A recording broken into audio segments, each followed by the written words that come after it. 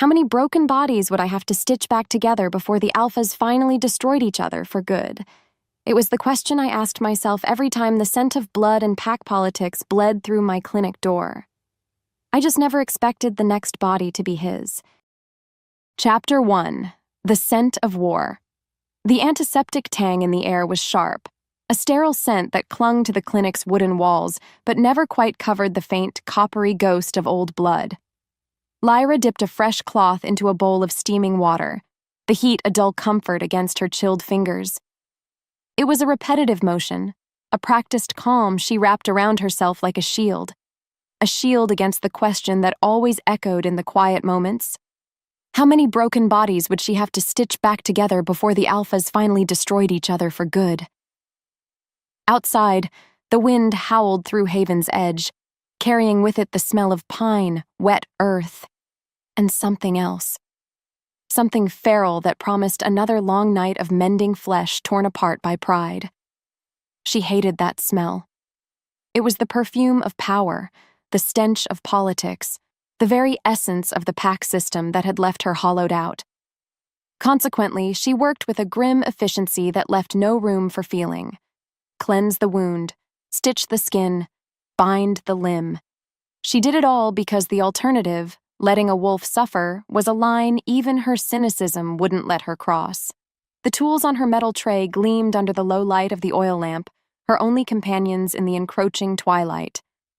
They were cold, precise, and uncomplicated.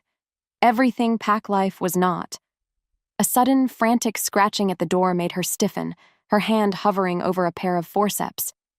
It wasn't the heavy pound of a warrior dragging his wounded comrade, but something lighter, more desperate. She cracked the door open, a sliver of cold air rushing in to meet the sterile warmth. Old Alara stood there, a tattered shawl pulled tight around her hunched shoulders, her face a roadmap of worry. "Lyra, child," she rasped, her breath pluming in the evening chill. "You heard the news?"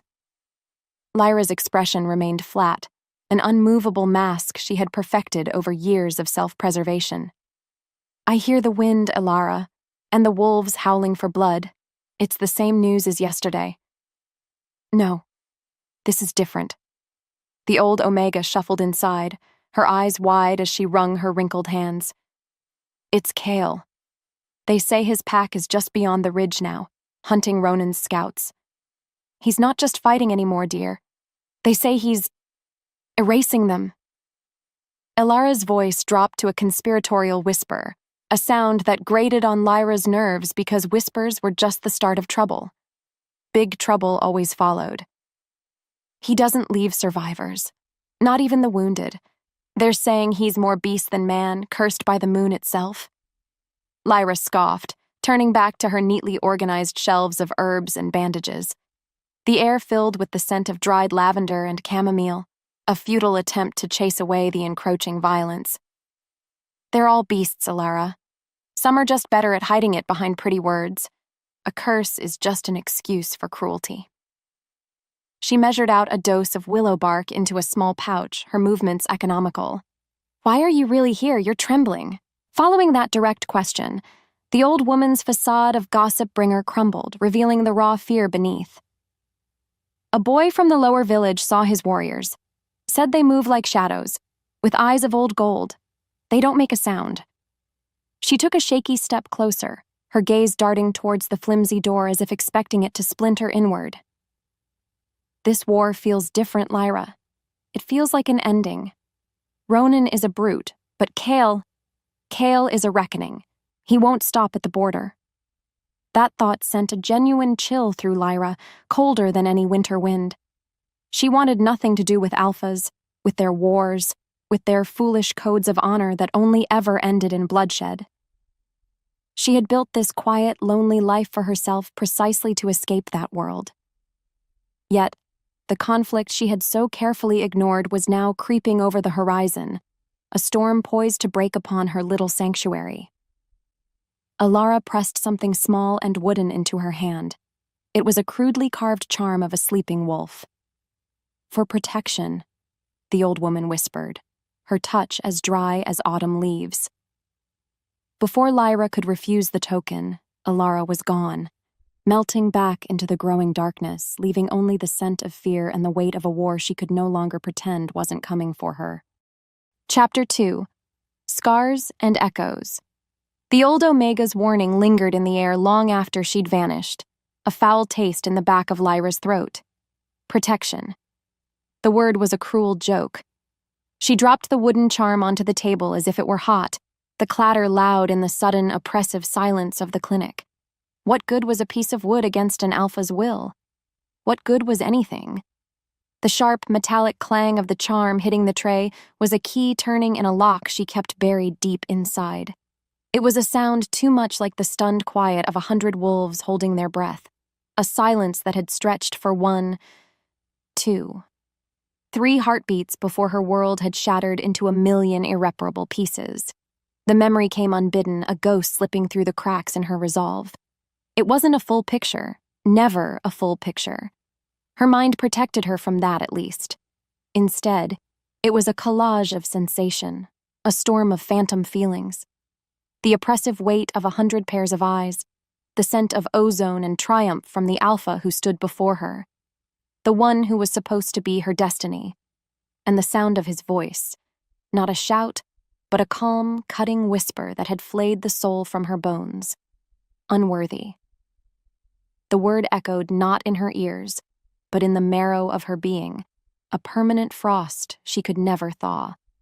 It was a humiliation served cold, a public execution of her spirit from which she'd never recovered. That was what the moon's gift of a fated mate had given her, not a soulmate, but a soul-deep scar. A violent crash from outside ripped her from the past. A heavy thud shook the very foundations of the clinic, followed by the sound of splintering wood and a low, guttural snarl that was pure animal rage. The fight Alara had warned of wasn't on some distant ridge anymore. It was here. Now. Her heart hammered against her ribs, a frantic bird trapped in a cage of bone. She flattened herself against the wall, away from the single, grimy window, her breath catching in her throat. Every instinct screamed at her to stay hidden, to be small, to be invisible. This was not her battle, this was alpha business, and she was done with alphas. Done with their violence, done with their pride, done with the casual way they broke things, and people. Then came another sound, sharper and more chilling than the snarls. A pained yelp, cut short. Silence descended again, but this was a different kind. Heavy, final, the kind of quiet that follows a death blow. Lyra squeezed her eyes shut, her knuckles white where she gripped the edge of the wooden counter. Don't look. Don't listen. It has nothing to do with you. She repeated the words like a prayer, a desperate mantra against the part of her that was still a healer, the part that couldn't ignore suffering. Slowly, cautiously, she crept towards the window, her bare feet silent on the cold floorboards. Just a peek, just enough to know the danger had passed. The muddy laneway beside her clinic was a mess of churned earth and debris from a shattered cart. 2 wolves were retreating into the shadows of the forest, their movements sleek and unified. But it was the one they left behind that held her gaze. A large, dark-furred wolf lay motionless on the ground. She couldn't see the fatal wound from here, but she didn't need to. The stillness told the whole story. As she watched, a flicker of movement from the edge of the woods caught her eye. It was one of the victors pausing to look back, and in the dim moonlight she saw the distinct shimmer of silver-tipped fur on its flank. Alara's words echoed in her mind. They move like shadows. It was Kale's pack. The reckoning had arrived, and it was leaving bodies right outside her door. Chapter 3. The Eye of the Storm. An unnerving quiet settled over Haven's Edge in the wake of the fight, a stillness that felt more dangerous than the violence itself. Lyra had retreated from the window, the image of the silver-tipped wolf burned into her mind. She spent the next hour forcing herself through her nightly routine, cleaning instruments that were already spotless, sweeping floors that didn't need it, organizing herbs that were already in perfect order. It was a lie of normalcy, a desperate attempt to pretend the world outside hadn't just tilted on its axis.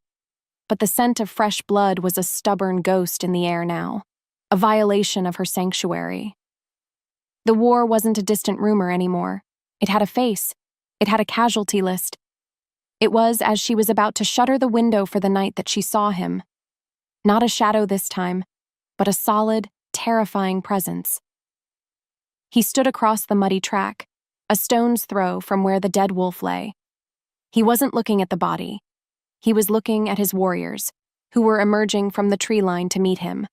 And Lyra knew, with a certainty that stole the breath from her lungs, that it was Kale. He was bigger than the stories described, a monolith of raw power and brutal authority. Mud and blood caked his leather armor, but he wore the grime like a second skin, completely untouched by the carnage around him. He moved with a predatory stillness, an absolute economy of motion that spoke of lethal confidence. He was the eye of the storm, the calm center around which all this chaos revolved. Then, as if he could feel her gaze on him, he turned his head. His eyes found hers across the distance and the world fell away. It wasn't a glance. It was an impact. A physical jolt, sharp and electric, shot through her, making her gasp. His eyes weren't just gold. They were the color of ancient amber, molten and intelligent, filled with a power that seemed to strip her bare right where she stood. For one terrifying heartbeat, she felt seen. Not just her physical form, but the jagged, broken thing she kept hidden inside. The connection was immediate, invasive, and utterly unwelcome. It was a spark of something she had sworn she would never feel again, a phantom echo of the mate bond. No. The word was a silent scream in her mind.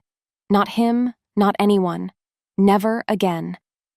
She ripped her gaze away, stumbling back from the window as if burned. Her heart hammered against her ribs, a wild, panicked rhythm of pure terror. Why? Why would her soul, the traitorous, foolish thing, respond to him? An alpha, a killer, a monster who represented everything that had destroyed her. It made no sense. It was a cruel trick of the moon, a cosmic joke at her expense. She pressed the heels of her hands against her eyes, trying to erase the image of him, the feel of his stare boring into her very being. This changed nothing. He was a patient she would never treat, a wolf she would never acknowledge. She was safe in her clinic. He was out there. The distance between them was her shield. Summoning every ounce of her resolve, she forced herself to take one last look, needing to see him gone, to confirm that the moment had passed and was meaningless. He was still there, but he was turning away now, dismissing his warriors with a curt nod. It was then that she saw it. As he shifted his weight, the moonlight caught the dark, wet stain spreading across his side. A deep, ragged gash that wept blood down his leg. Her healer's eyes assessed it instantly. Too deep. Badly placed. He was bleeding too much. He was hiding it with an iron will, but the truth was undeniable. The great, untouchable Alpha Kale was dying. And as he took a faltering step into the shadows, a cold dread washed over her, because she knew with a sickening certainty where a wolf that determined to live would go when he was on the verge of death. He was coming for her. Chapter 4. A Monster at the Door. The world outside her window had dissolved into a mess of churning mud and slashing rain. Lyra stood frozen, her hand still pressed against the glass, the cold of it seeping into her skin. He was dying. She had seen it, and she knew with the gut-deep certainty of a healer that he was coming for her. Every rational thought screamed at her to bolt the door, to barricade the windows, to pretend she was just another empty shack on the edge of a forgotten town. This was Kale, the butcher of the northern ridges, the Alpha whose name was a curse. He was the embodiment of the power that had crushed her. Helping him wasn't just a risk. It was a betrayal of the life she had painstakingly built from the ashes of her old one. Her sanctuary was all she had left. And then it came. Not a knock, not a plea for help. Just a dead, heavy thud against the door, the sound of a mountain giving up and falling to the earth. Silence followed. It was a weighted quiet, filled with the drumming of the rain and the frantic, rabbit-quick beat of her own heart. He was there. The monster was at her door, and he was too weak to even ask for entry. What was she supposed to do? What does a person do when their greatest fear shows up broken and bleeding? The healer in her, the part she could never quite kill, was a screaming voice in her head. Oathkeeper, you cannot let him die. But the scarred, terrified Omega cowering beneath it had a louder, more desperate plea. Survivor, don't let him in. He will be your end. Her feet carried her forward before she'd made a conscious choice. Her hand, trembling, reached for the iron bolt. It felt impossibly heavy. She drew it back. The door swung inward with a low groan, revealing the Alpha collapsed on her threshold. Kale was a heap of wet leather and blood-soaked fur, his massive frame folded in on itself. His face was turned away, but one arm was flung out as if reaching for something he couldn't grasp. The rain plastered his dark hair to his skull, and the wound in his side, dear gods, it was worse than she thought, pulsed a sluggish, dark river into the mud. He was so still, too still for a creature so defined by violence and motion. There was no more debate. There was only the rain, the blood, and the dying man who was somehow her responsibility. You stupid, arrogant beast, she muttered, the words a mix of fury and resignation. Gritting her teeth, she hooked her arms under his, the muscles in her back screaming in protest as she dragged his dead weight across the threshold. He was impossibly heavy, a solid mass of muscle and bone. Just as she hauled him fully inside, his skin brushed against hers, a brief, incidental contact. A jolt, white-hot and blinding, shot up her arm. It wasn't a spark. It was a brand. A searing, possessive heat that stamped a single, horrifying word onto her soul. Mine. She cried out, dropping him with a thud. Stumbling back, she stared at her hand, then at him. Her heart filled with a fresh, more potent terror. It was real. The bond she'd thought was a lie.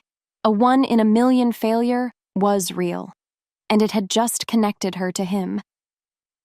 Chapter 5. The Unwanted Claim. Following the shock of that connection, a cold, clinical rage settled over Lyra. It was a familiar defense, a wall of ice she built around her heart. The bond didn't matter. His identity didn't matter.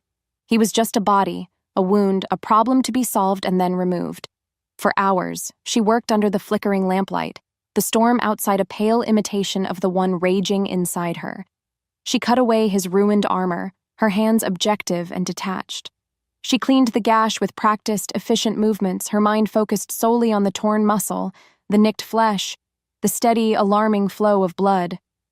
She worked because the intricate task of stitching him back together was the only thing that kept her from shattering apart. It was a lie of control, but it was the only thing she had. She had just finished binding the wound with a thick poultice of comfrey and yarrow when his eyes snapped open. There was no grogginess, no disorientation. One moment he was unconscious, the next he was awake, his gaze instantly finding her across the small room. Those amber eyes, no longer hazy with pain, were sharp and terrifyingly alert. They pinned her in place, stripping away her healer's detachment, leaving her feeling exposed and raw.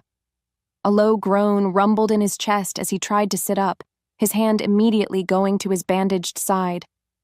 "Don't," she said, her voice coming out sharper than she intended. "You move, and you'll tear every stitch. Then you can bleed to death on your own time." He ignored her, his gaze sweeping the clinic before landing back on her with an unnerving intensity. He inhaled deeply, a pained but deliberate action. His expression shifted. The raw focus softened into something else, something that made the hair on her arms stand on end. Disbelief, awe, and a terrifying certainty. "That scent," he rasped, his voice a gravelly whisper. "It's you." Lyra froze, a leaden weight settling in her stomach. "I don't know what you're talking about. You're delirious from blood loss." She took a step back, needing distance. The room felt like it was shrinking, the air growing thick and heavy. "No." He shook his head, a small, pained movement. He pushed himself up on one elbow, his eyes never leaving her face. The power in them was undiminished, a smoldering fire that reached across the room and held her captive. Then he said the word, the single, devastating word that had ruined her life once before. Mate. The word hit her like a physical blow. All the air rushed from her lungs. The icy wall around her heart didn't just crack, it exploded. No, she whispered, the denial a fragile, broken thing. You're wrong. The bond, he breathed, a slow, wondering smile touching his lips. It was a startling sight on his harsh face. I never thought. He looked at her as if she were a miracle, a drink of water after a lifetime of thirst. And that look, that hopeful, possessive look, was the cruelest thing he could have done. It was the same look she had received years ago, just before it had twisted into contempt. I said no. The words ripped from her throat, laced with a panic so profound it was almost a scream. I am not your mate. The moon makes mistakes. I am living proof of it. She backed away until she hit the far wall, her hands splayed against the rough wood. She needed him to understand, to see the revulsion in her eyes and believe it, because if he didn't, she was in more danger than she could possibly imagine. You are a stranger, an alpha, a killer. You are nothing to me. His smile faded, replaced by a look of hardened resolve. The pain in his side was forgotten. His entire being focused on her with an intensity that promised he would not be denied. He didn't have the strength to stand, but his voice was pure alpha command. You can lie to yourself. You can even lie to me.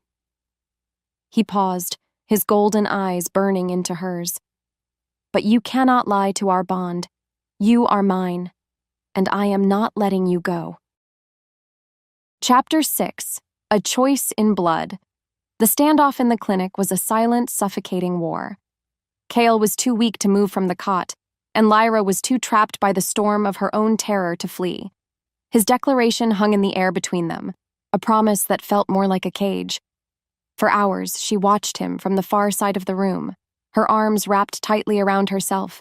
Sleep was an impossibility. Every time she closed her eyes, she saw his, molten gold and filled with a certainty she couldn't bear. He was an alpha, and alphas took what they wanted.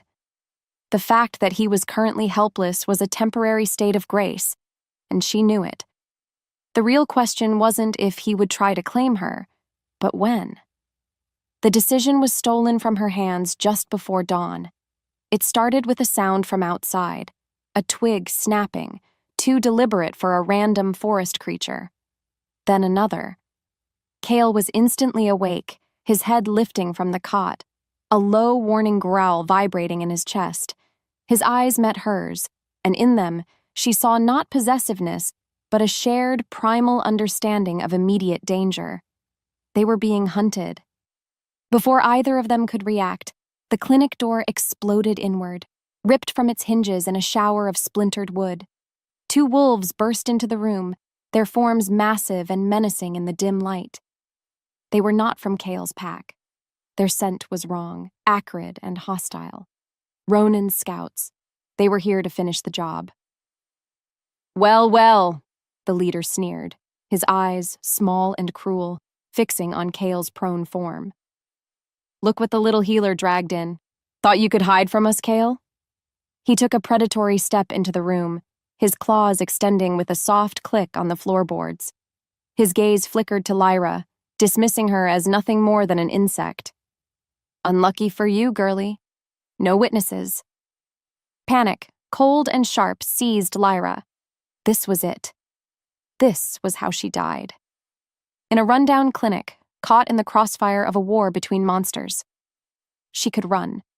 The back door was only a few feet away. She could slip out, vanish into the woods, and leave Cale to his fate. It was the smart thing to do, the sane thing. It was survival. But as the scout lunged toward the cot, something inside her snapped.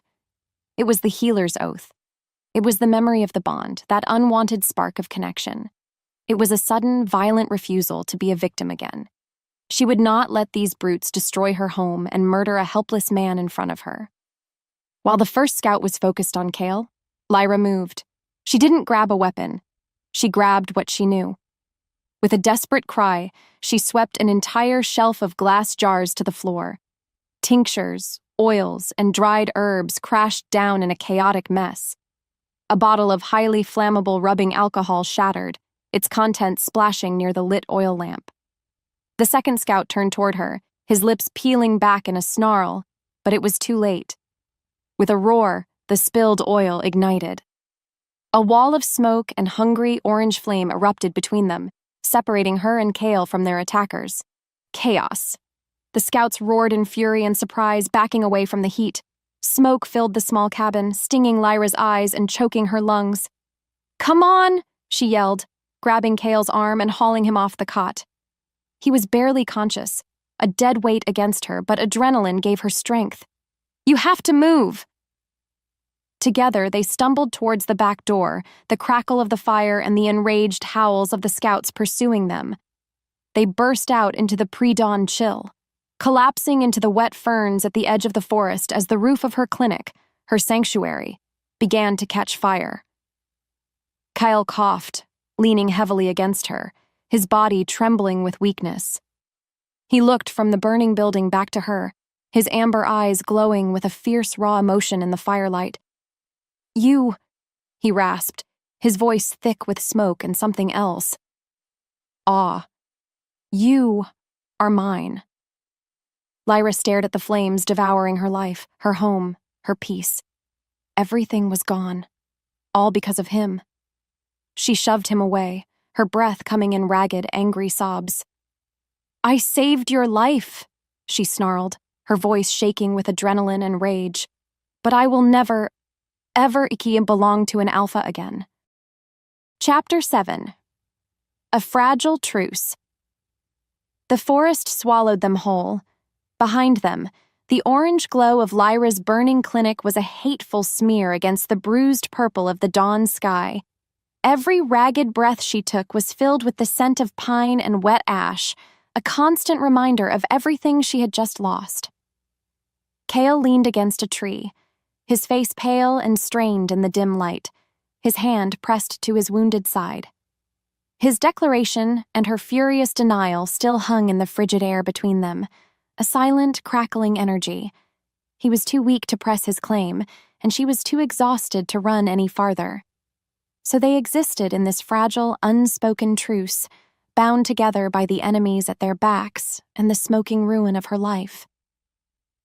Just as the first rays of sun pierced the canopy, they arrived. 3 wolves, moving with a silent, coordinated grace that was unnervingly beautiful. They weren't Ronan's scouts.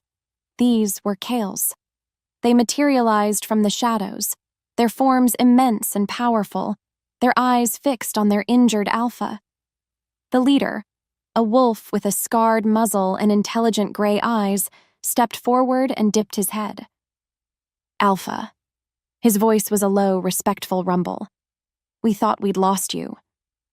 He glanced at Lyra, his gaze lingering for a moment, sharp and assessing. There was no warmth in it, only suspicion. "Yorick," Kale acknowledged, his voice strained. "Ronan's men, the healer's clinic." "We saw the smoke," Yorick confirmed, his expression grim. He looked at Lyra again. "And the healer?" "She is with me," Kale stated, the words simple but carrying an undeniable weight of possession that made Lyra's skin crawl. It was a declaration to his pack. "She is under my protection. She is off limits." Lyra had no choice. Her home was gone, her supplies were ash, and Ronan's wolves were likely hunting for the witness who got away. To be alone in these woods was a death sentence. Accepting the protection of the man who had inadvertently destroyed her life was a bitter, necessary pill to swallow. She hated the irony, hated her own helplessness, but most of all, she hated the flicker of relief she felt when Kale's warriors positioned themselves around her, forming a subtle, protective circle. For the next 2 days, they traveled. It was a blur of exhaustion and simmering tension. Kale, still recovering, would sometimes stumble on the uneven terrain. The first time it happened, she reached out instinctively to steady him, her hand landing on his arm. The jolt was instant, a familiar, unwelcome fire that shot up her arm and straight to her core. She snatched her hand back as if burned, her cheeks flushing with anger. After that, she was careful to keep her distance, a feat that was nearly impossible in the tight confines of their nightly camps.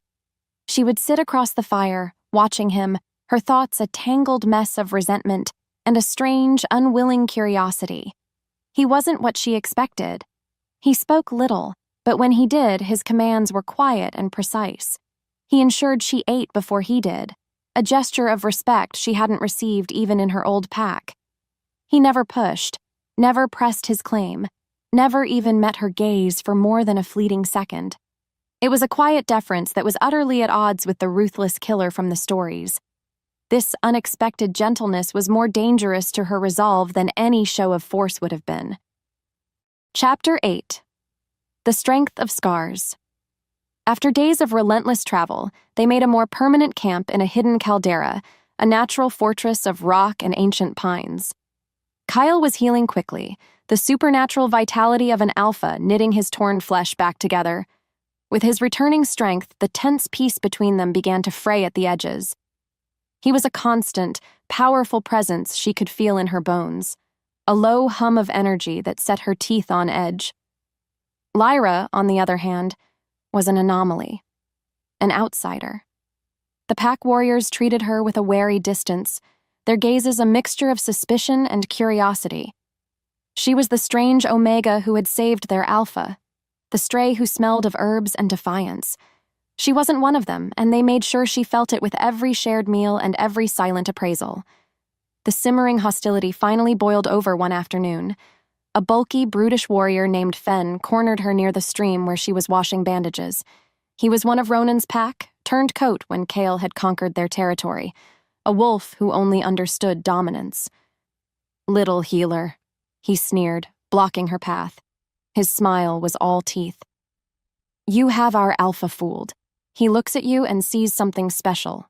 I look at you, and I see a weakness." Lyra continued to wring out a cloth, her movements deliberate, refusing to meet his gaze. "Then I suggest you get your eyes checked." Fenn's smile vanished. He took a step closer, crowding her, his sheer size an act of intimidation. "Omegas have a place, on their backs or at their looms, not whispering poison in an alpha's ear. You don't belong here." He reached out, his hand clamping down on her shoulder, his grip a crushing weight meant to bruise, to remind her of her fragility. "Maybe you need a reminder of where you stand." That was his mistake. He expected her to cower, to tremble. He expected the broken Omega everyone saw. But he didn't know that Lyra had learned to fight in a different way. She didn't fight with muscle. She fought with knowledge. As his fingers dug into her, she didn't try to pull away. Instead, she dropped the cloth and moved in, her own hand shooting up to strike the side of his neck with the heel of her palm. Not a punch, but a single, precise jab. She hit the nerve cluster just below his ear. A jolt of electric pain shot through him. His entire arm went numb, his grip vanishing instantly. He staggered back, his eyes wide with shock and agony, a look of utter disbelief on his face. He'd been disabled by a single, perfectly placed touch. "I belong," Lyra said, her voice low and shaking with a cold fury she hadn't felt in years.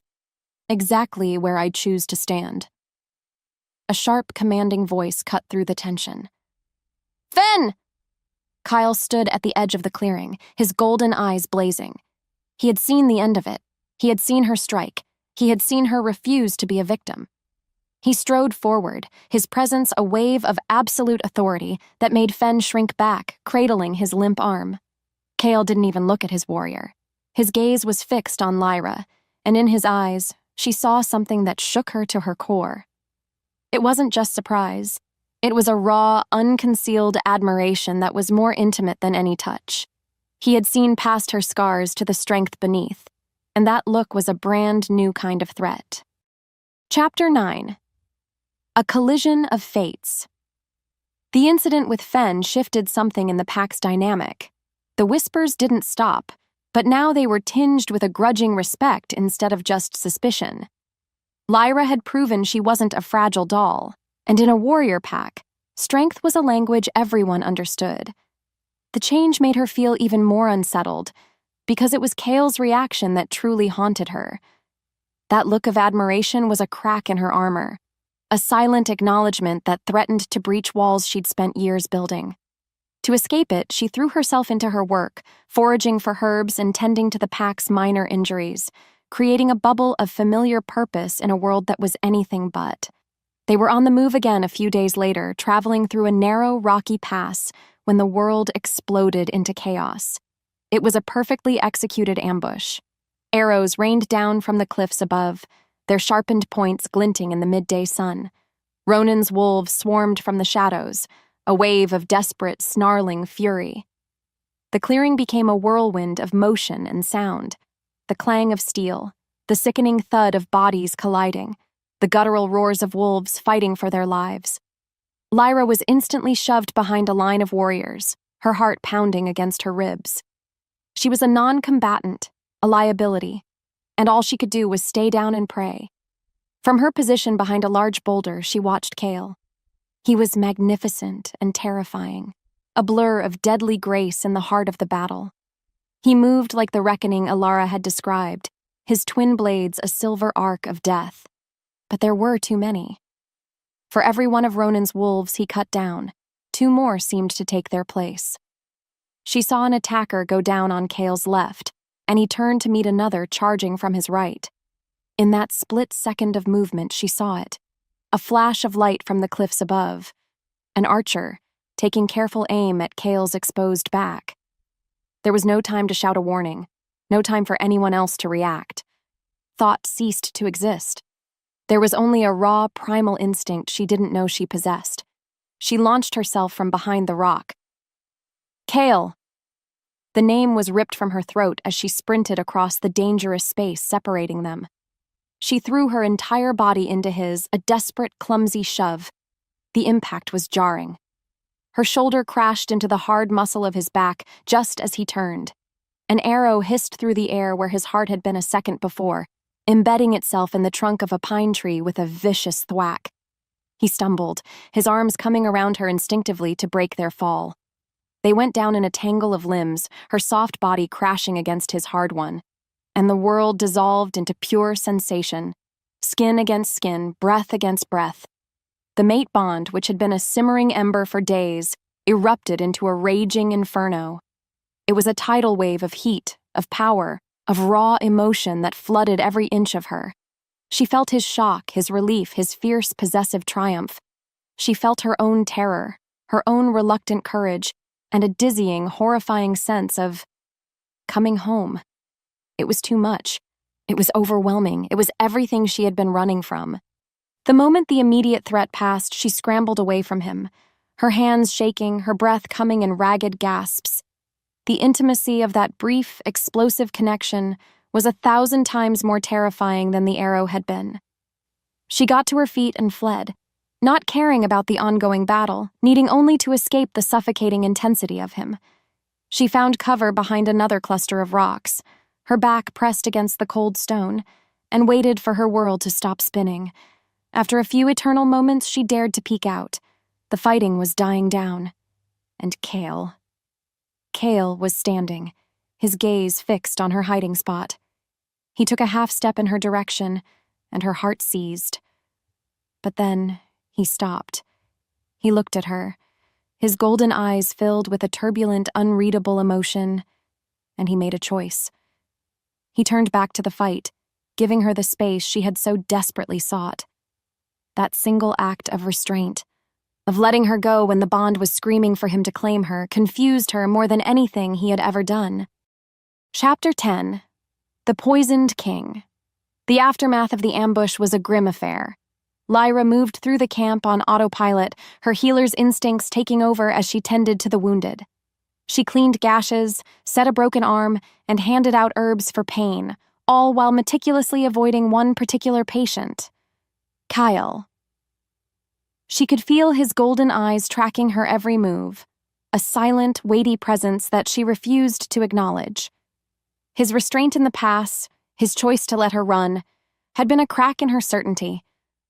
It was easier when he was a monster, a tyrant from the stories. But the quiet, observant man who watched her with something other than possession, he was infinitely more dangerous to the careful peace she had cultivated in her soul.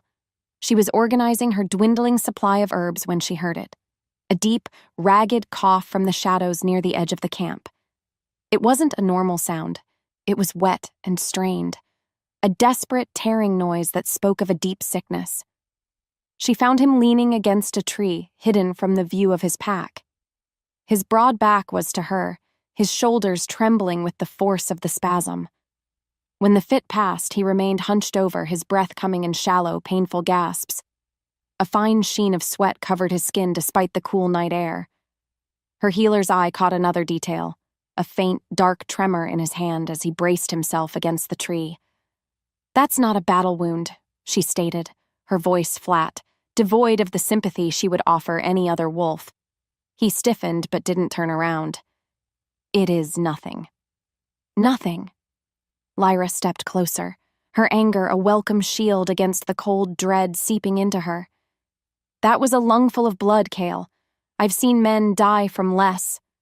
She moved around the tree to face him, and the sight of him in the moonlight made her breath catch. The iron control was gone. His face was a mask of agony, his lips tinged with blue, and near the half-healed wound on his side, she could see a faint, spidery web of black veins beneath his skin. It was a telltale sign she had only ever read about in old texts. "It's poison," she whispered, the diagnosis falling from her lips like a stone. "A slow-acting one." He finally met her gaze, his eyes clouded with pain but still blazing with a stubborn pride. "It seems your healing skills are as sharp as the stories say." Fury, hot and swift, surged through her.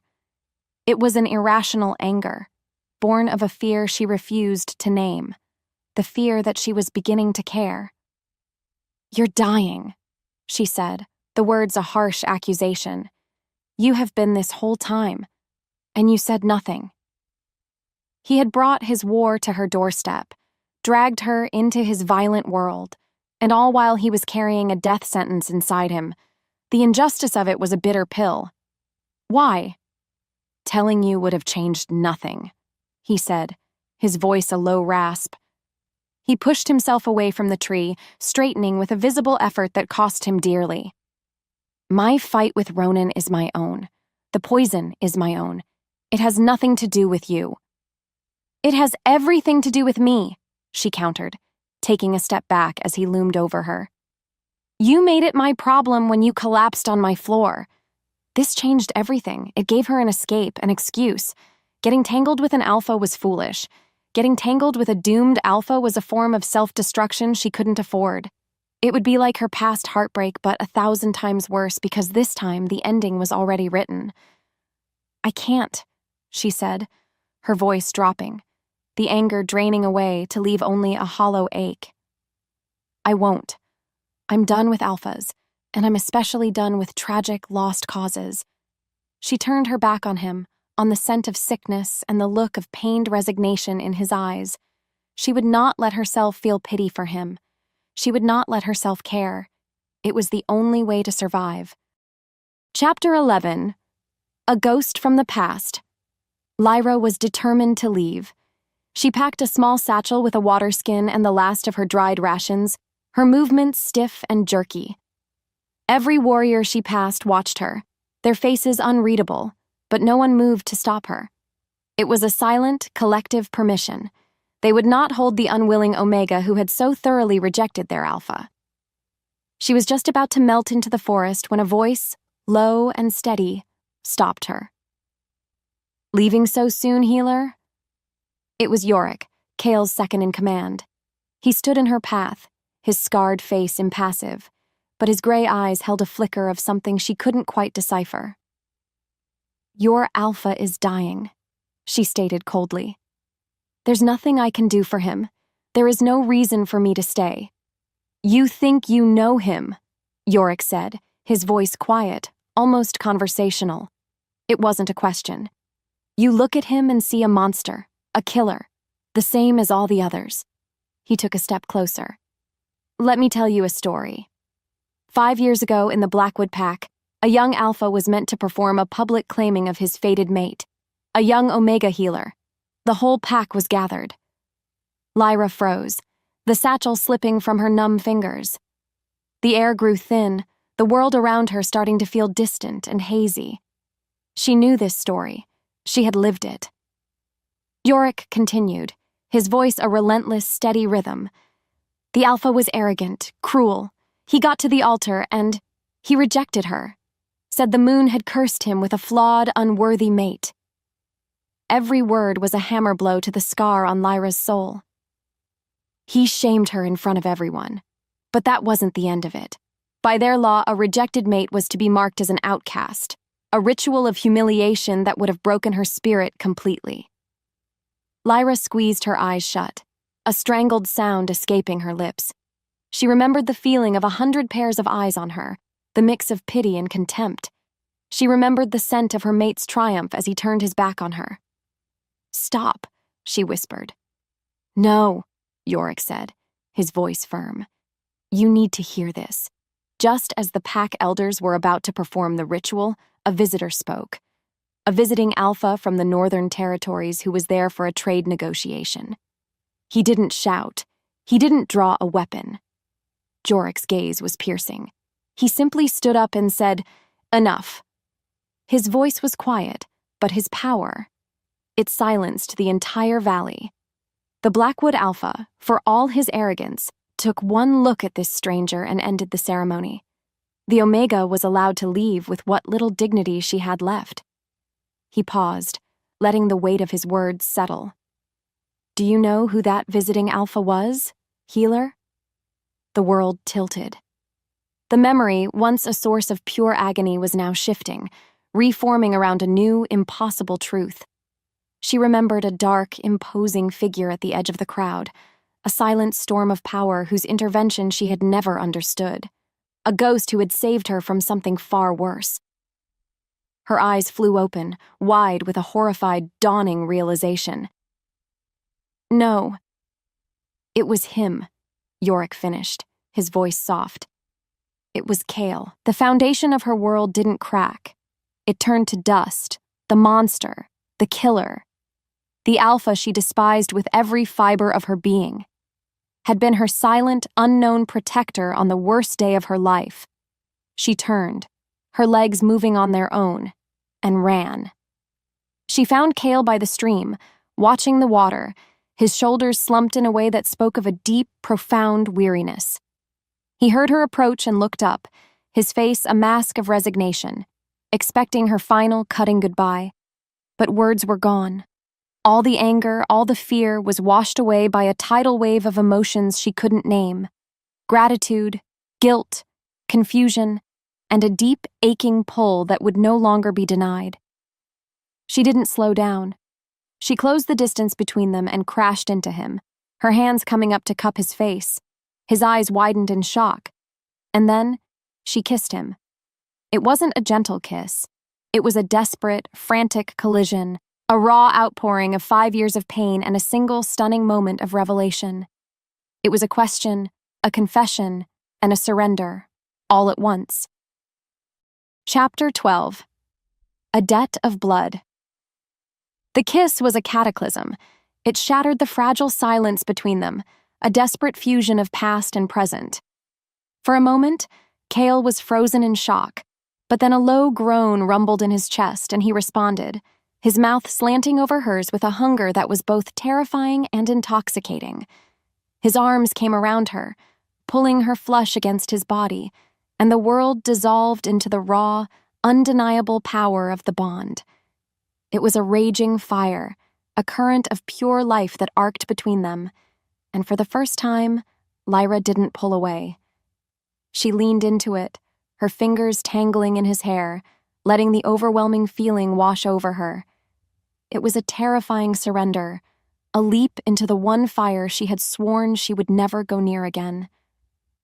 They broke apart, both breathless and trembling, the air thick with unspoken words. His golden eyes searched hers, filled with a raw, hopeful vulnerability that made her heart ache. Before either of them could speak, a piercing warning cry sliced through the camp. "Scouts! They're back!" Instantly, the fragile intimacy shattered. Kyle was on his feet, his body tensing, the Alpha King returning in a surge of protective instinct. But the poison was still in his veins. She saw him sway, his hand going to his side as a wave of pain washed over him. Warriors swarmed to form a defensive line, blades hissing from their sheaths. This wasn't a stealthy ambush like before. This was a brazen, desperate assault. Ronan's wolves burst from the trees, their howls filled with a rabid fury. Lyra scrambled back, trying to find cover, but this time was different. The lead scout, a hulking brute with a matted beard and cruel piggy eyes, saw her. He saw her with Kale. He saw the aftermath of the kiss in their flushed faces and tangled limbs. A malicious grin split his face. "Forget the Alpha!" he roared, pointing a bloody axe directly at her. "He's half dead already. Get the female, take his mate, and we take his heart." The world narrowed to a single point of terror. They were coming for her. She was the target, the pack's weakness. But before the first wolf could reach her, Kyle moved. He let out a roar that was not human.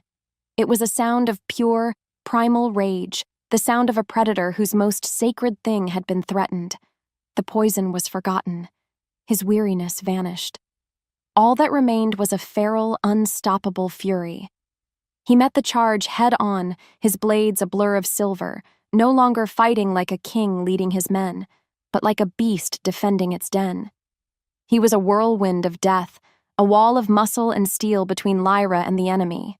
He fought with a desperation that was terrifying to behold.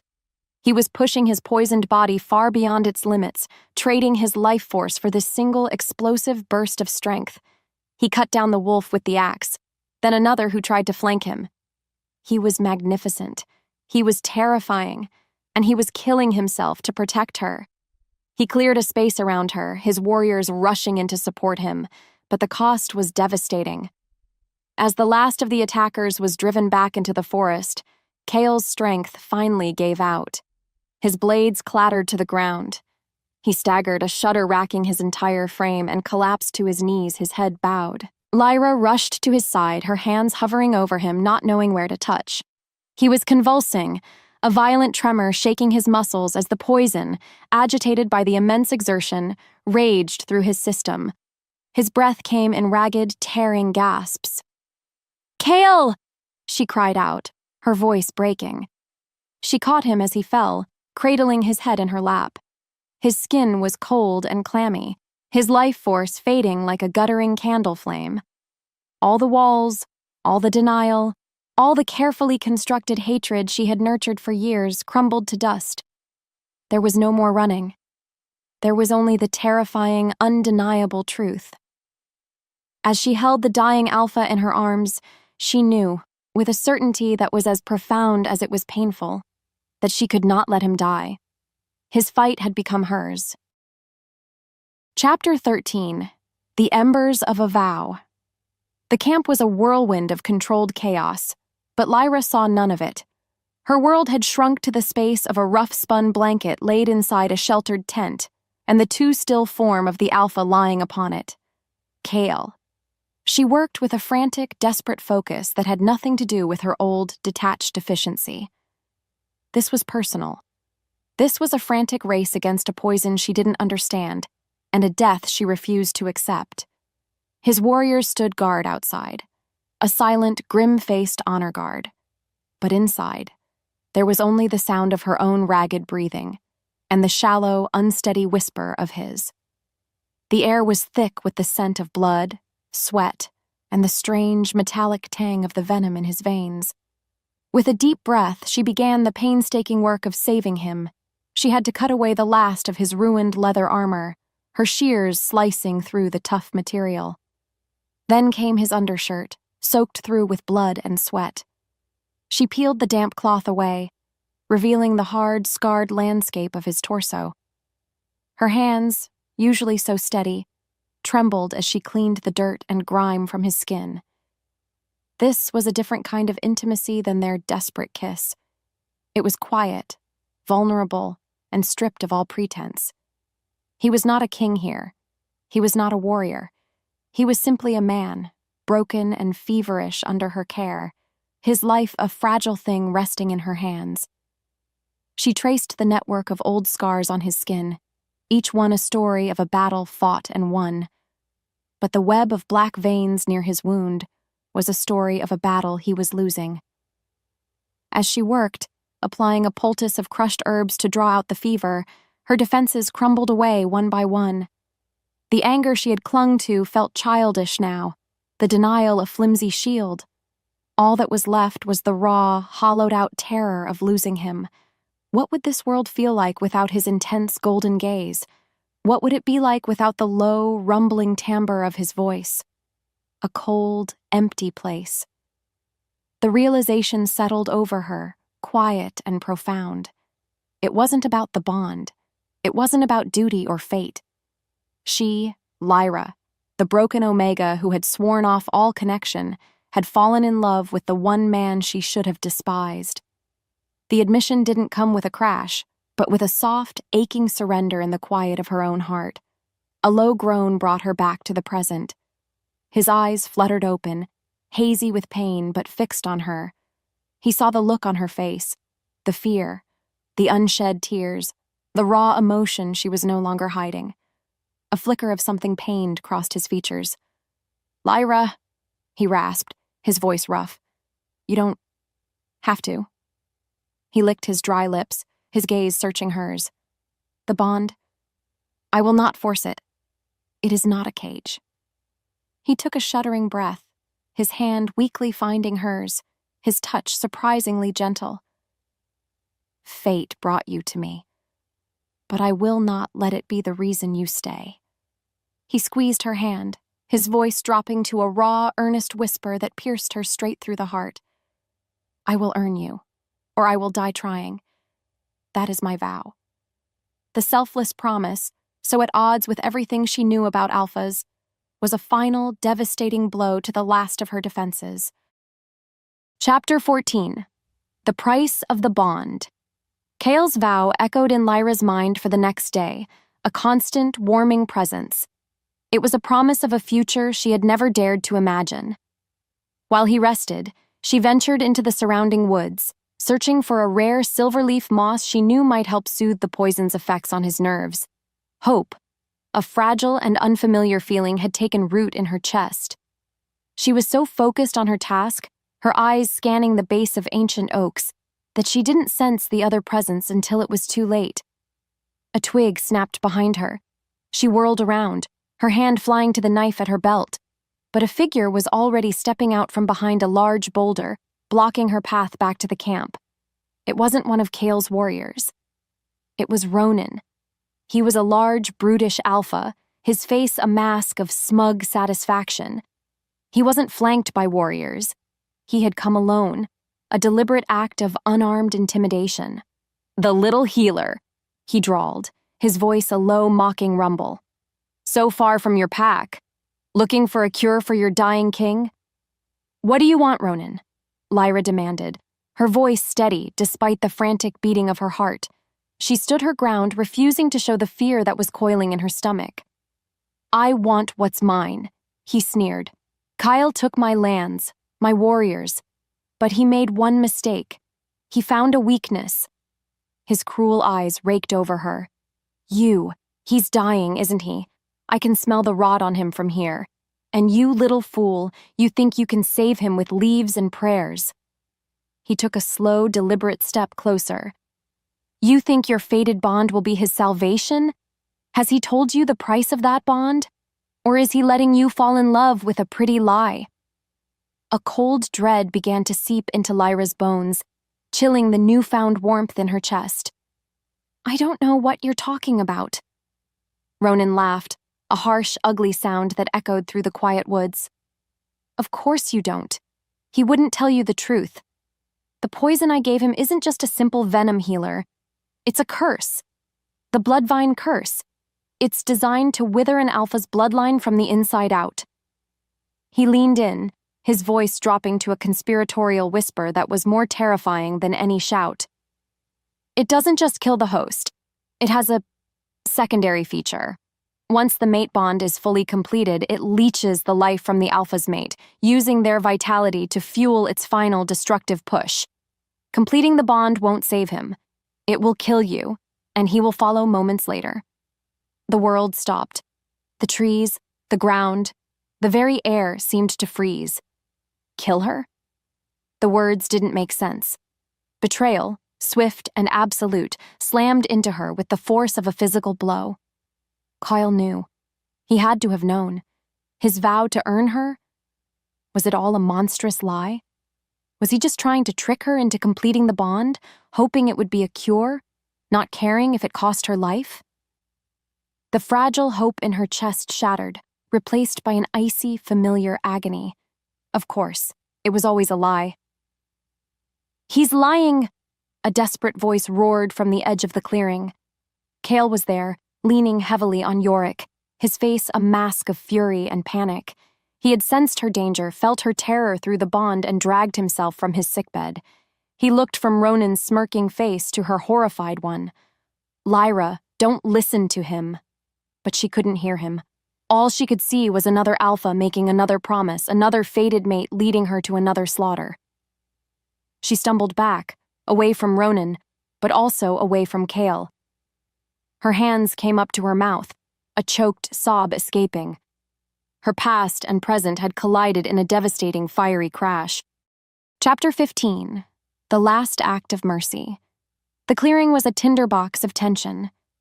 Ronan stood with a triumphant smirk, having thrown his poison-tipped words and watched them land perfectly.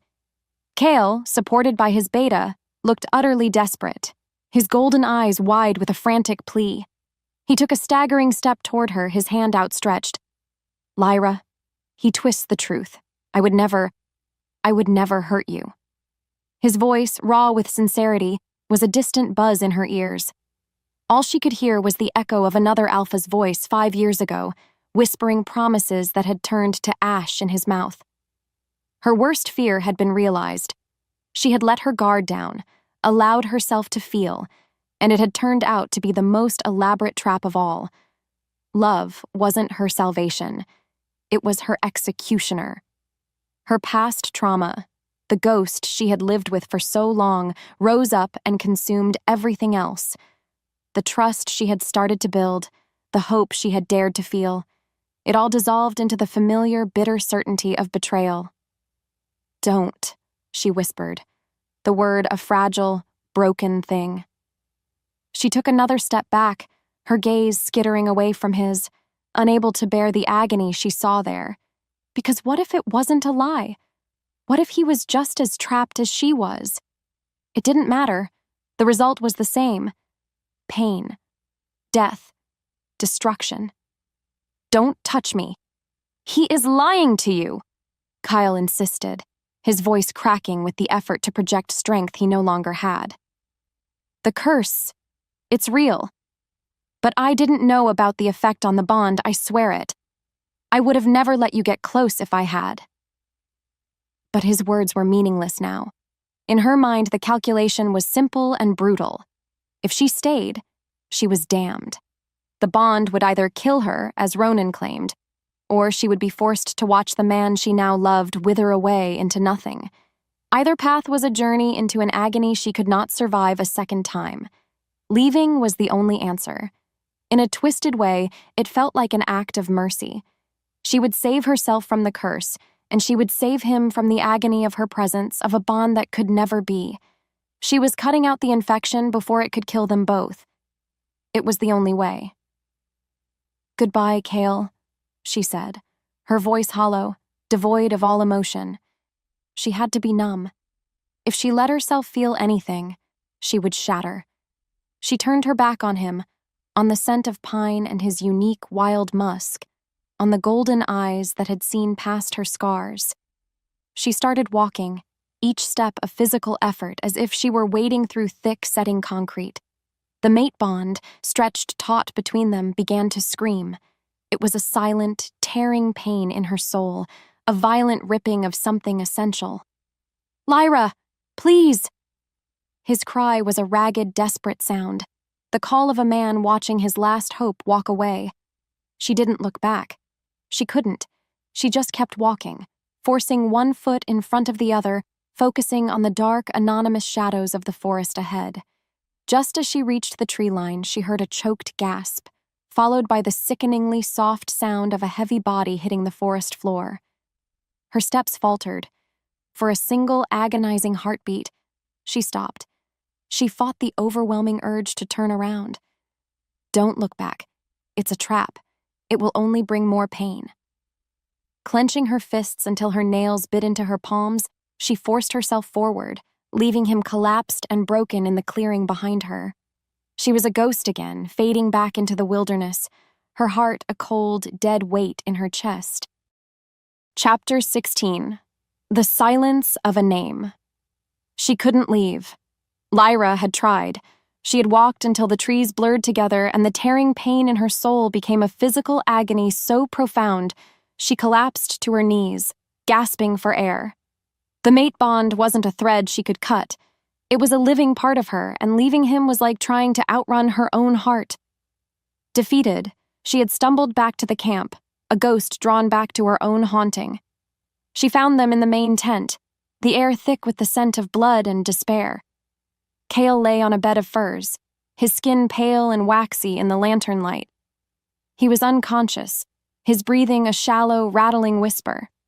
The pack's healers stood by, their faces grim and helpless.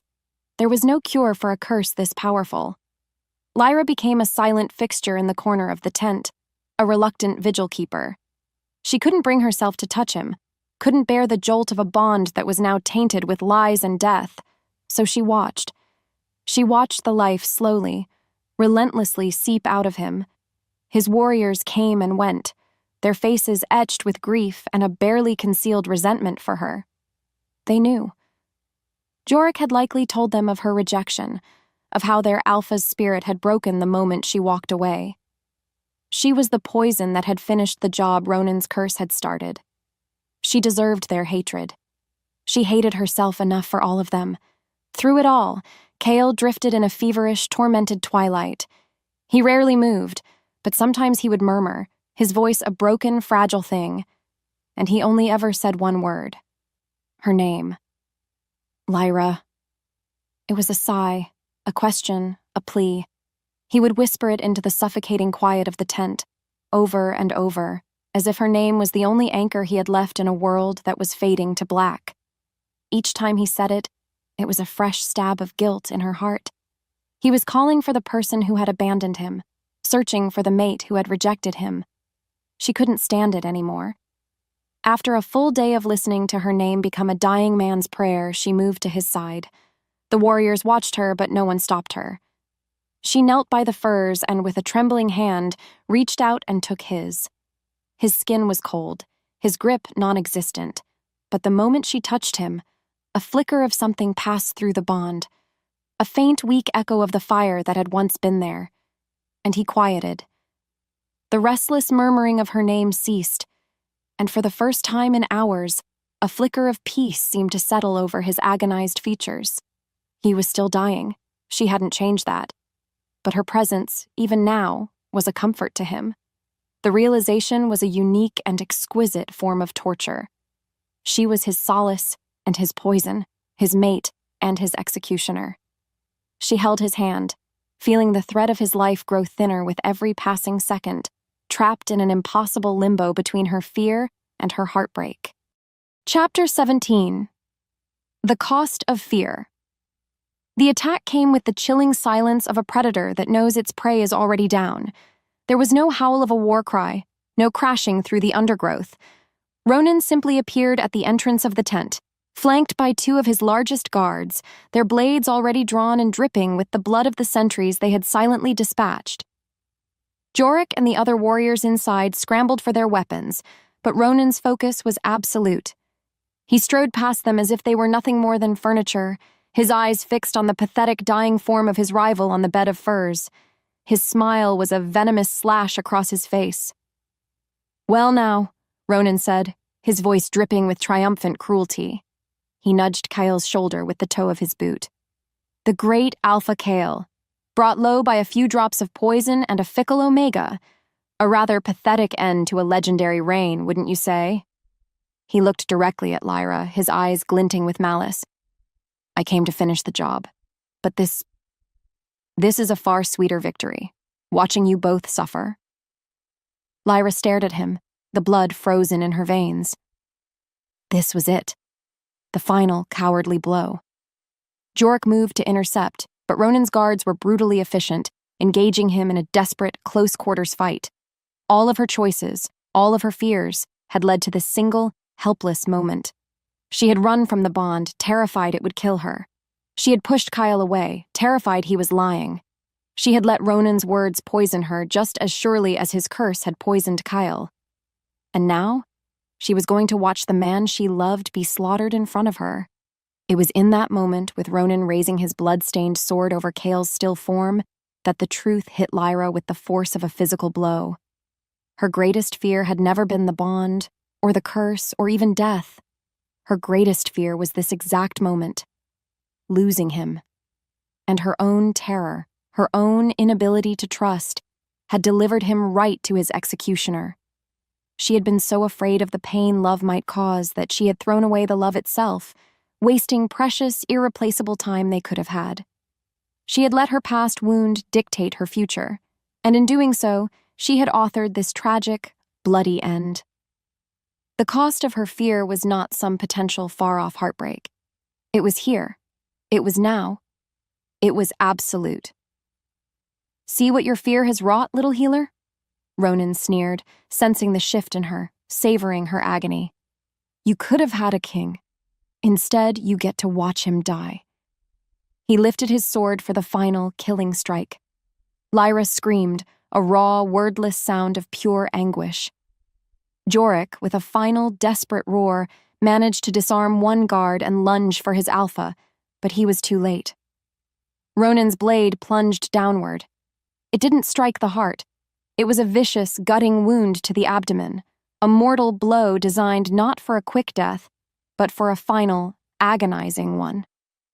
The deed done, Ronan shoved Lyra aside and beat a hasty retreat as the rest of the enraged pack warriors swarmed the tent. But the damage was done.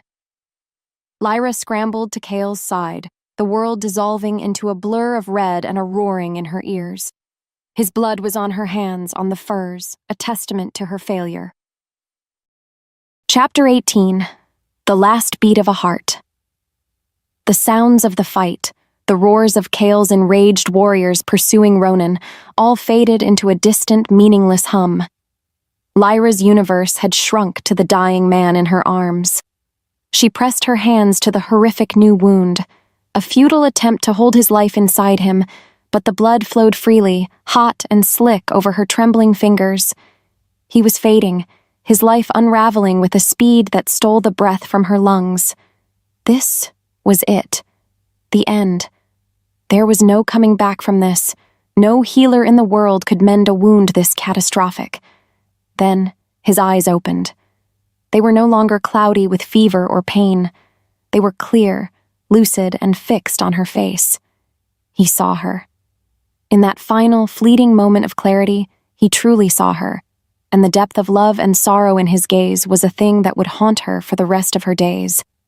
There was no blame, no anger, only a profound, heartbreaking regret for what could have been.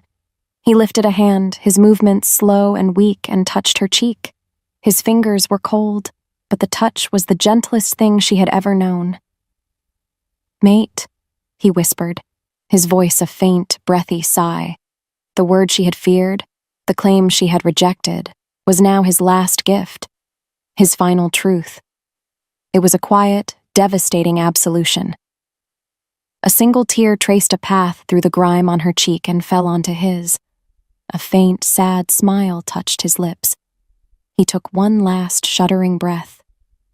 And then, he was still. The light went out of his golden eyes. His hand fell from her face. The immense weight of his body settled into a final, horrifying stillness in her arms. He was gone. And in the exact same instant, the mate bond, that screaming, vibrant thread that had connected their souls, didn't just weaken. It snapped. The sensation was a physical agony beyond all description. It felt as if a vital part of her own soul had been violently ripped out, leaving a gaping, bleeding void in its place. A silent scream tore through her, a sound of such utter desolation that the warriors who had returned to the tent froze, their own grief forgotten in the face of hers. She held his lifeless body, rocking back and forth, completely hollow, empty. This was the bottom of the world. Her rejection, her fear, her choices, they had all led to this. The Alpha had died in her arms. She didn't know how long she sat there, lost in the echoing silence of the void inside her. Jorik eventually approached, his face a mask of grief, and gently tried to pull her away. "He is gone, Lyra." But as he spoke, something impossible happened. Deep within the emptiness inside her, where the bond used to be, she felt a flicker. It wasn't a heartbeat. It wasn't life. It was a violent, convulsive pulse, a phantom kick against the walls of the void like a memory with teeth. It was an echo of his spirit, a spark of his soul, refusing to fade completely. It was still there. Somehow, impossibly, a piece of him was still tethered to the broken remnants of their bond. His soul wasn't gone, not completely. And that impossible, illogical spark changed everything. Chapter 19. An Echo in the Void. The pulse came again, a frantic, desperate kick against the nothingness inside her. It wasn't life. It was the memory of life, an echo refusing to fade. Yorik's hands were on her shoulders, his voice a gentle rumble, trying to pull her away from Kale's body. "He is gone, Lyra. There is nothing more you can do." But he was wrong. She could feel it. That impossible flicker was Kale. A piece of his soul, snagged on the broken edges of their bond, refusing to be dragged into the final silence. She pushed Jorik's hands away, her gaze turning inward, focusing on that tiny, struggling spark.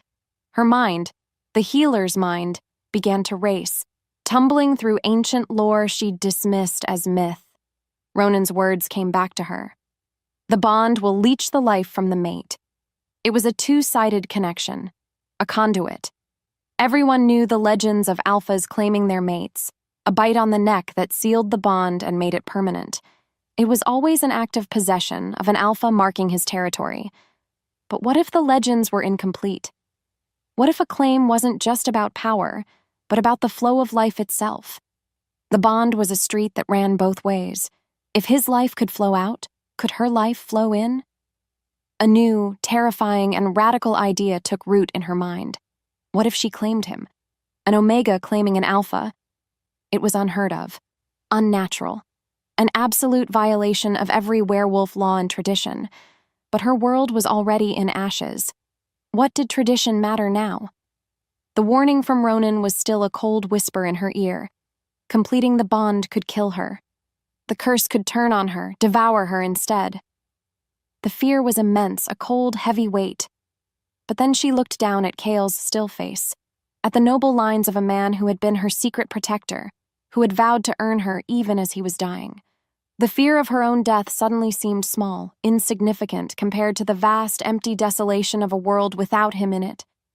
In that moment, she made her choice. She chose love over fear. She chose a terrifying, uncertain chance over the absolute certainty of her grief. A fierce, wild determination surged through her, a fire that burned away the last of her hesitation. This was her fight now. "Yorik," she said, her voice low and steady, imbued with a strange, new authority that made the big warrior pause. "His soul isn't gone. I can feel him. I think I can bring him back." The beta stared at her, his expression a mixture of pity and disbelief. He thought she was mad, lost in her sorrow. "Lyra, that's not possible." "The bond is not a law of nature," she insisted, her voice rising with a passion that stunned them both. "It is a conduit of will. His will is gone. Mine is not."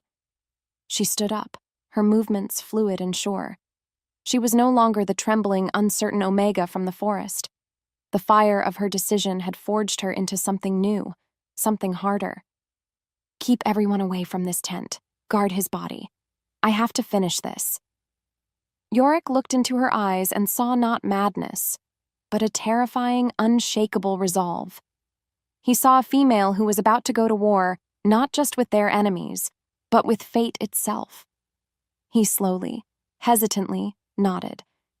Lyra gave Kale's peaceful face one last look, a silent promise passing between their spirits. Then she turned and strode out of the tent, her heart a steady drum of purpose. She was no longer just a healer. She was about to prove she was the equal of any alpha. Chapter 20. A Vow of Fangs. Lyra emerged from the tent into the chaotic aftermath of the battle. The air was thick with the scent of blood and the low sounds of grieving warriors. But she had no time for grief. Her purpose was a sharp, clear note in the cacophony of sorrow. Ronan and his guards had been driven off, but she knew he wouldn't have gone far. A predator like him would linger to savor his victory. She walked to the center of the clearing, her small form a stark contrast to the hulking warriors around her, and she lifted her head. "Ronan?" Her voice, clear and strong, rang through the pass, a shocking challenge. "You came here to kill an alpha. Are you coward enough to hide from an Omega?" A ripple of shock went through Kale's pack. Yorick moved to stand with her, but she held up a hand, stopping him. "This is my fight." After a moment of tense silence, a cruel laugh echoed from the rocks above. Ronan appeared on a ledge, his bloody sword in hand. "The little healer has a death wish," he sneered, dropping lightly into the clearing. "I was going to let you live with your misery, but if you insist on dying, I'm happy to oblige." He clearly expected her to charge him, to fight with the blind fury of a grieving mate. But Lyra didn't move. As he approached, she focused her mind inward, on the tiny, flickering spark of Kale's soul. She gathered all of her love, all of her rage at the injustice of his fate, all of her newfound will, and pushed it down the broken conduit of their bond. "Fight, Kale," she thought, her entire being focused on the message. "I am here. I am not leaving you. Fight with me." Ronan, impatient, finally lunged. Lyra moved. She didn't have his strength or his size, but she had a healer's intimate knowledge of the body. She was quicker, more agile. She ducked under his wild swing, her knife flashing out to slash the tendons behind his knee. He roared in pain and surprise, his leg buckling. He swung again, and she danced back, her movements fluid and desperate. She wasn't trying to win. She was trying to survive, to prove something, to make a sacrifice of her own pain and effort. With every blow she dodged, with every shallow cut she managed to inflict, she poured more of herself into the bond. It was a battle on two fronts. In the physical world, she fought a brutal alpha. In the spiritual one, she was breathing life back into a dying ember. She took a heavy blow from his backhand that sent her sprawling, the taste of blood filling her mouth. As she lay on the ground, his shadow falling over her, she felt a surge of energy through the bond. A response, a flicker of his strength meeting hers. Inside the tent, Yorick, who had been watching the body, saw Kale's finger twitch. Then again. A weak, thready pulse began to beat in his throat. Lyra scrambled back to her feet, a wild, triumphant grin on her bloodied face. He was there. He was fighting. Renewed, she faced Ronan again, no longer just a healer, no longer a victim. Every move she made was a declaration. I am not broken. I am not weak. I am his equal. She was no longer just defending herself. She was fighting for them both, and that knowledge gave her a strength she had never known she possessed. She saw her opening, a moment when Ronan was off balance from his injured leg, and she knew her chance had come. Chapter 21. The Omega's Claim. With a final, desperate burst of speed, Lyra didn't press her attack on Ronan. Instead, she did the last thing he expected. She dodged under his sword arm and sprinted, not away, but directly back towards the tent where Kale's body lay. The move was so bizarre, so contrary to the logic of a fight, that it left Ronan and all the watching warriors momentarily stunned. It was the only opening she needed. She burst through the tent flap, her gaze immediately finding the alpha on the furs. His eyes were open, just a slit, but they were open, and they were focused on her. His heart was beating, a faint, unsteady rhythm, a fragile bird fluttering in his chest. It wasn't enough. He was still dying. "Yorick, hold the entrance," she commanded, her voice ringing with an authority that left no room for argument. She dropped to her knees beside Kale, her hands framing his face. His skin was still cold, but there was a flicker of life in his gaze now, a spark of his true self recognizing her. The bond between them was a thin, trembling thread, a pathway she had forced open with her will. Now she had to make it a permanent bridge. Leaning down, she pressed her forehead to his, her voice a fierce, possessive whisper that was for him alone. "You vowed you would earn me, Kal, but there is no more time, so I will earn you." She drew back, her eyes blazing into his. "You are mine." Then, in a stunning reversal of all tradition, a defiant scream against the laws of their kind, she leaned down and sank her teeth into the side of his neck, right over the prominent ridge where an alpha was supposed to mark his mate. The act was a cataclysm, a silent, blinding explosion of pure energy. The moment her teeth broke his skin, the fragile thread of their bond ignited into a raging golden river of light that only they could see. Her life force, her love, her unshakable will, poured into him in a torrential, healing flood. Simultaneously, the bloodvine curse, dormant in his fading body, sensed this new, vibrant source of life. It surged through the bond, a tide of black, corrupting energy, seeking to devour her as Ronan had promised. But it slammed into the purity of her claim. Her bite was not an act of possession. It was an act of absolute, selfless sacrifice. It was love in its most primal, untainted form. The darkness of the curse could not comprehend it. It hit the golden light of her love and shattered, disintegrating into nothingness. A wave of power exploded from them, a visible ripple in the air that sent the tent flaps whipping wildly. Kale's eyes flew wide open, no longer hazy, but blazing with their full, brilliant gold. He gasped, a deep, shuddering intake of air that was his first true breath of life. The mortal wound in his abdomen, the gash that should have killed him, sealed itself with impossible speed, leaving behind only smooth, unblemished skin. The black veins of the poison vanished from his body as if they were never there.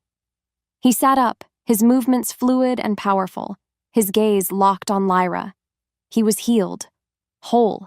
He was more than healed. He was reborn. He reached up, his fingers gently tracing the fresh bite mark on his neck with a look of utter reverence. The power of their completed bond hummed between them, a deep, resonant chord of two souls forged into one. He looked at Lyra, who was pale and swaying from the effort, but very much alive, and a slow, wondering smile spread across his face. Together, they rose to their feet, turning to face the entrance of the tent. No longer a dying Alpha and a broken Omega. They were a single, united force, and their war was just beginning. Chapter 22. Two Halves of a Whole. They emerged from the tent together, moving as one. The dim light of the clearing seemed to brighten, drawn to the impossible power radiating from them. Kyle stood tall and whole, the last traces of the curse burned away, leaving behind a raw, primal vitality. Beside him, Lyra was no longer a shadow. She was a flame, her spirit intertwined with his, her gaze clear and unafraid. The pack warriors stared, their expressions a mixture of awe and disbelief. Before them stood not just their resurrected Alpha, but something new, a partnership forged in death and defiance. Ronan, who had been savoring his victory, stumbled back, his face a mask of pure, uncomprehending shock. Impossible! he stammered, his bravado crumbling into dust. "You were dead. The curse. The Omega." He couldn't finish the sentence, couldn't articulate the reality that was staring him in the face.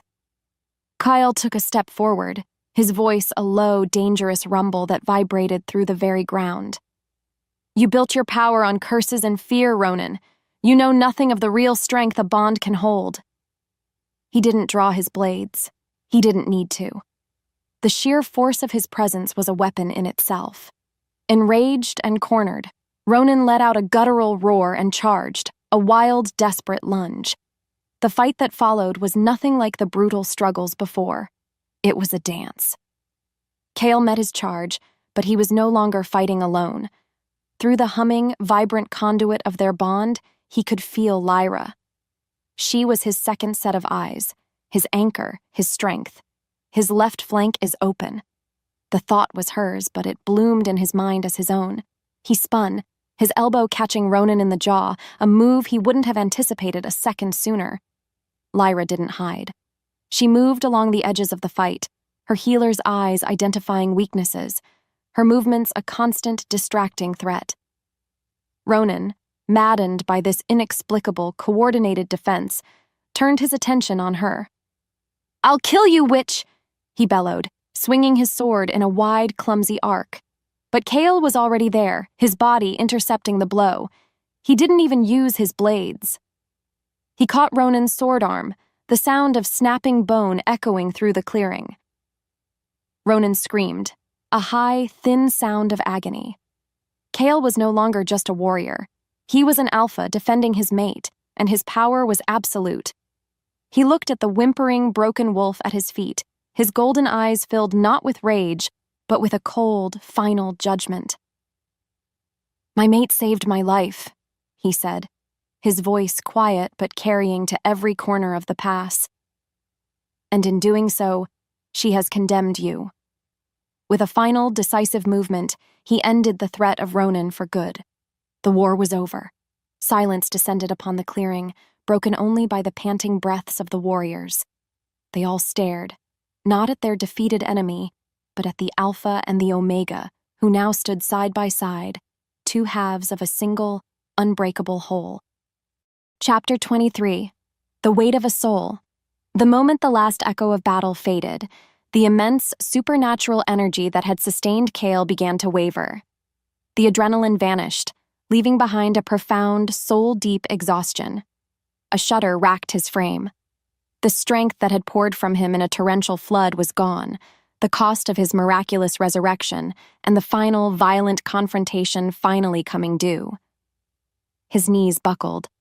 The world tilted, the edges of his vision going dark as his body, having endured death and rebirth in the space of a single day, finally threatened to give out. He was falling, a dead weight of muscle and bone, expecting to hit the hard, unforgiving ground. But he didn't. Lyra was there, catching him before he could fall. She wrapped her arms around him, her small frame surprisingly strong, and held him up. It was a perfect, poignant reversal of the moment she had dragged his broken body into her clinic. Now, he was the one collapsing, and she was the one refusing to let him go, her strength becoming his anchor. She eased him down to the ground, cradling him against her as his head slumped against her shoulder. His breath was ragged, his body trembling with the aftershocks of the power that had flowed through him. The great Alpha Kyle was, in this moment, utterly vulnerable, and completely hers. "Lyra," he murmured, his voice thick with exhaustion. He turned his head, his lips brushing against the soft skin of her neck, right below the faint, fading mark of his own claim from a lifetime ago. "I thought I'd lost you." All the walls, all the fears were gone now, burned away in the fire of their ordeal. All that remained was the quiet, undeniable truth of their connection. "You did," she whispered, her own voice trembling as she stroked his hair. "And I thought I'd lost you." She leaned back slightly, her hand cupping his cheek so he would look at her. His golden eyes were soft, filled with a love so profound it stole her breath. "I love you," he breathed, the words a raw, simple confession. I think I have since the moment I saw you through that window. You were a fire in the middle of all that darkness. Tears she hadn't realized she'd been holding back finally fell, tracing clean paths through the grime on her cheeks. I was so afraid, she confessed, her voice cracking. I let what he did to me, what I thought you were, almost destroy us. She leaned in, pressing a soft, trembling kiss to his lips. I love you, Cale. I think my soul knew it from the very beginning, even when my heart was too broken to listen. He let out a long, shuddering breath, a sound of pure, unadulterated relief, and seemed to melt into her, his immense strength finally surrendering to her care. Yorick and the other warriors watched from a respectful distance, their faces full of awe. They were witnessing not just the end of a war, but the birth of a new legend, a Luna who had pulled their alpha back from the void, and an alpha who was not afraid to find his strength in her embrace. The conflict was over, the confessions were made, and in the quiet aftermath of the battle, they held each other, their two souls finally at peace. Chapter 24. The Luna's Dawn. When the first snows of the season began to fall, they dusted the peaks of a new home. Kyle had led his pack to a hidden, fertile valley, a place to heal and rebuild, far from the blood-soaked memories of their war with Ronan. In the center of the valley, a great hall was being raised, its fresh-cut timber smelling of pine and promise. But the true heart of the pack was no longer just the alpha. It was the alpha and his Luna. Lyra was not a queen who sat on a decorative throne. She was a force, a presence that moved through the pack with a quiet, confident grace that had completely remade their world. She stood now on a balcony overlooking the valley, the crisp winter air gentle on her face. Her past as a broken, rejected Omega felt like a story about someone else, a ghost from a different life. That ghost had given her scars, but she now knew those scars were not a source of shame. They were a source of empathy. She was the healer who understood what it was to be broken, the leader who knew the cost of being an outcast. She sat on Cale's council, her calm, measured perspective a perfect balance to his warrior's instincts. They were not just mates, they were partners, equals. A revolutionary concept that was slowly reshaping the future of their pack. A pair of strong arms wrapped around her from behind, and Cale's familiar warmth enveloped her. He rested his chin on her shoulder, his gaze following hers out over the peaceful valley below. The humming connection of their bond was a constant, comforting presence, a deep, resonant music beneath the surface of the world. He was whole, strong, the curse a forgotten nightmare. Her claim, the faint, silvery scar on his neck, was a mark he wore with more pride than any crown. "It's quiet," she whispered, leaning back into his embrace. "It's peace," he rumbled, his voice soft in her ear. "You gave us that." She turned in his arms to face him, her hands coming up to rest on his chest. She looked into his golden eyes, which now held only warmth and a deep, abiding love for her. A faint, teasing smile played on her lips. "You died in my arms once, you know," she murmured, her thumb tracing the line of his jaw. "I don't recommend it. The paperwork is a nightmare." He chuckled, a low, warm sound that vibrated through her. He leaned in, his forehead resting against hers. "My soul knew what it was doing," he whispered, his voice full of a deep, unwavering sincerity. "It was just trying to find its way home." He captured her lips in a slow, tender kiss, a kiss that held no desperation, no fear, only the quiet certainty of a love that had been tested by death and had emerged unbreakable. She had once believed love was her greatest fear, the one thing that could truly destroy her. But as she stood here, wrapped in the arms of her mate, her alpha, her partner, she knew the truth. Love hadn't been her destruction. It had been her salvation.